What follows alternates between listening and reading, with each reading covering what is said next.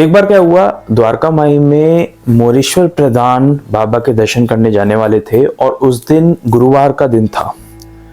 तो क्या हुआ कि बाबा जो हैं वो द्वारका माई में बैठे हुए थे और जो उनकी हांडी होती है उसमें वो कुछ भोजन या खिचड़ी प्रिपेयर कर रहे थे द्वारका माई में। अब हुआ क्या था कि बाबा ने सब भक्तों को द्वारका माई से बाहर निकाल दिया था और कोई भी भक्त उस वक्त बाबा के पास नहीं था। तो द्वारका माई के बाहर जब सब भक्तों को खड़ा देखा मोरेश्वर प्रधान जी ने, तो उनको बहुत हैरानी हुई। फिर मोरेश्वर प्रधान, बापू और बाबू, ये 3 जने जो है द्वारका माई के अंदर जाते हैं और बाबा के दर्शन करते हैं। जब बाबा इन्हें आते हुए देखते हैं तो इन्हें बाहर निकालने के बजाय बाबा इनका बहुत अच्छी तरीके से स्वागत करते हैं और इनको वहीं अपने पास बैठा लेते हैं।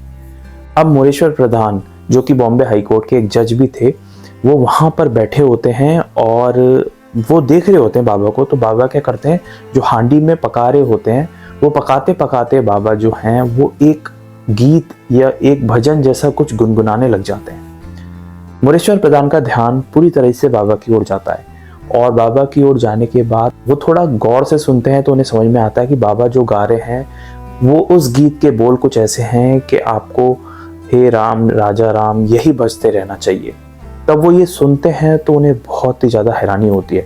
उन्हें हैरानी इसलिए होती है क्योंकि उनके जो गुरु थे, उनके जो फैमिली गुरु थे हरि बुआ, उन्होंने उनकी फैमिली में और उनको ये गुरु मंत्र दिया था और उनसे कहा था कि वो इसका ध्यान, इसका उच्चारण हमेशा करते रहें।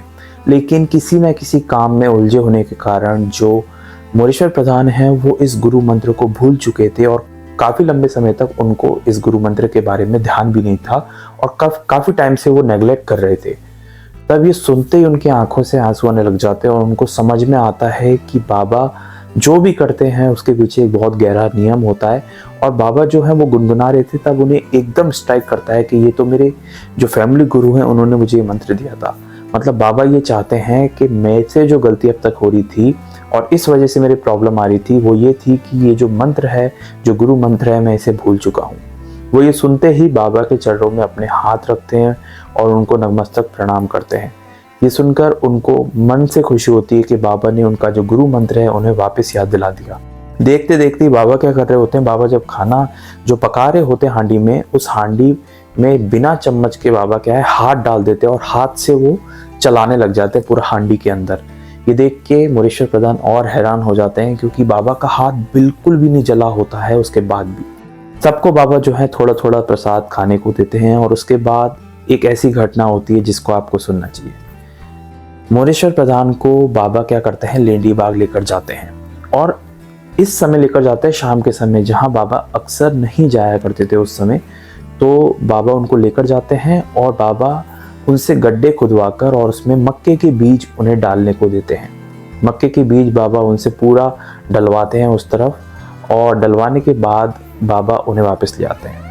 अब ये जो याद है, ये जो मेमोरी है मोरेश्वर प्रधान के कि बाबा ने उनसे ये जो पौधे लगवाने की कोशिश की या फिर बीज डालने की कोशिश की, ये कितनी गहरी याद है उनके दिमाग में, ये हमें आगे जाकर समझ में आता है।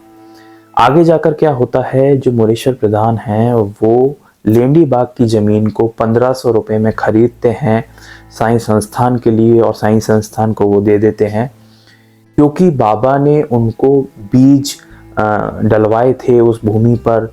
तो उनके दिमाग में ये मेमोरी रहती है कि किसी न किसी कारणवश बाबा ने ऐसा किया था और आज मैं इस काबिल हूँ तो मैं इस पूरे बाग को खरीदकर और संस्थान के हाथों में सौंप देता हूँ ताकि आगे जाकर कोई इसको खरीद के और यहाँ पर बिल्डिंग वगैरह बनाए।